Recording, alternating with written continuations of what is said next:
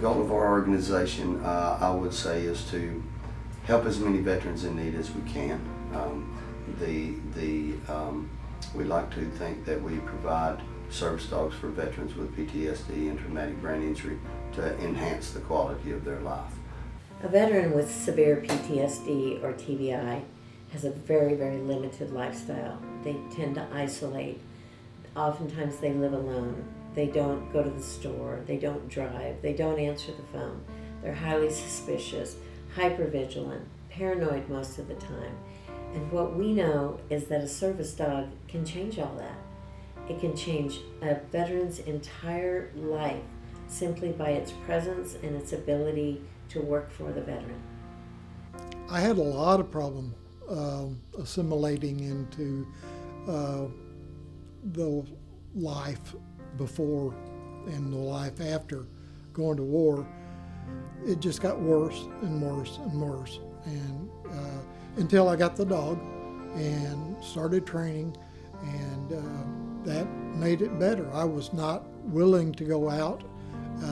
At the last, I was not willing to go out, get out of the house at all. I'm going back. We've been married 45 years. Then Iraq happened. And he went to Iraq, and 90 days later he came back, and he was hypersensitive and hyper alert.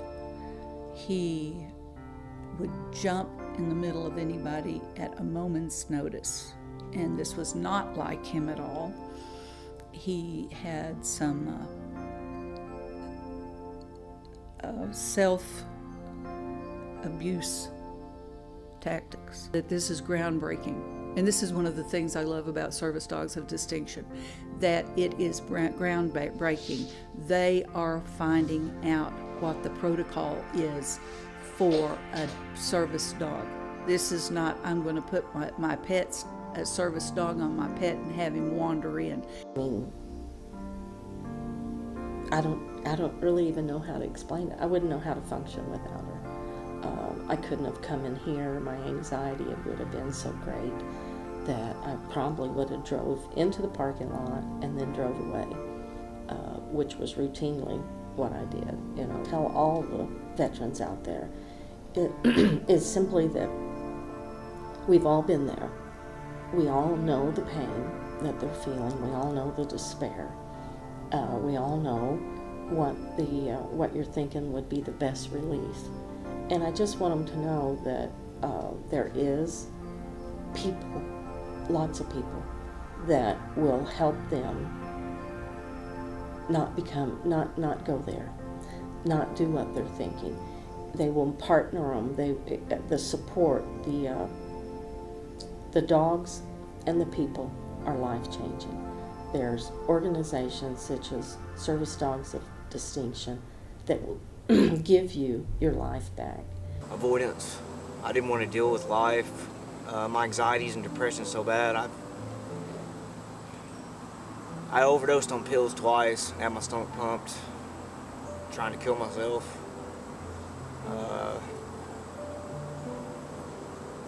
Just feeling the way I do, I guess. I hated it. I can't sleep. I don't eat. I have a hard time around in crowds and driving, and it's embarrassing whenever it's okay whenever you're in the Army. Whenever you get back here and people haven't seen you in years, or if they have, it's been a year or two, and they noticeably know that you're just off, like different. And it's embarrassing. I mean, what's a person supposed to tell them? 2 or 3 years into the Army, after my first deployment, but everybody had problems, and we all did the same thing. Everybody takes pills and everybody drinks, and we just dealt with it. As long as you don't, you go to work every day, and everybody knows it, but it's okay. And whenever I got back here, I didn't have nothing to fall back on. And I'd be going into those doctors' offices, bawling my eyes out, please help him, please help him. You're not helping him by giving him this prescription.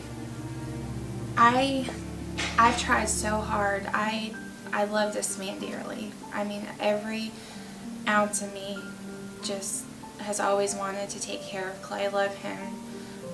Even through the bad times, you know, I just could see underneath there was a really good person that was just struggling with a disease and all these demons that come from deployments. And I mean, you can watch the movies, and he never told me what he went through. I see it by watching all the movies that come out now, and the documentaries that show what he's been through. For a while, you know, there's just so much chaos in our home. Clay and I love our kids more than probably most people do. I mean, we do anything for our kids, and but the PTSD has created a lot of bumpy roads, and it's been more of a roller coaster ride that the whole family's kind of been through. And Jonah has given Clay, I've seen Clay at his very worst, where he has had no hope, where he has tried to take a bunch of pills, and I've had to take him to the emergency room to have his stomach pumped. You know, there's been a couple times we could have lost him, and Jonah brings hope to Clay's life, and it brings hope to our family. It's just been amazing. Jonah, I can't tell you how much I've been to 2 or 3 baseball games this year for the kids, and it's just normally I would give an excuse like I know what's wrong with me, but my stomach hurt, or you know, I just leave it. I just don't feel good, and now I can take Jonah with me. It doesn't take everything away, but I almost compare it. This is the first time in years, but I almost compare it to like I have, even though I can't talk, I have like somebody I can go do stuff with, like a friend, kind of, and he doesn't judge me. If I feel bad, he doesn't care. I can't even explain everything that everything that he's done for me. If you are or know of a veteran who is suffering from PTSD or TBI or other related illnesses, or if you're someone who'd like to get involved with our program, make a donation, or volunteer, we urge you to contact us at servicedogsofdistinction.org.